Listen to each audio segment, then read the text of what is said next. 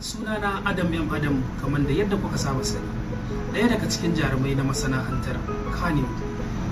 Cutar coronavirus COVID-19 gaskiya ce, annoba kuma gaskiya ne, amma mu kare kanmu daga wannan annobar da ta zo mana, saboda Allah subhanahu wata'ala ce sai mun kare kanmu sannan zai kare mu. Me ya kare kanmu?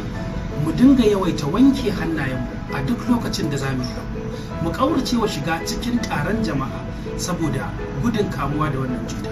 Sannan idan muka san mutum ma yana da cutar, mu ƙaurace masa. Sannan idan muna zaune wani ya zo wajenmu ko ya tari, to mu ba da kamar mita 2 tsakaninmu da mu da shi. Sannan kar mu dinga taba bakinmu ko hancinmu ko idanmu, mu dinga gogewa da hannu. Mu dinga samun toilet paper mai kyau mu goge, kuma in mun goge yadda ita a cikin dustbin. Allah shine ke kawo cuta, kuma shine ke kawo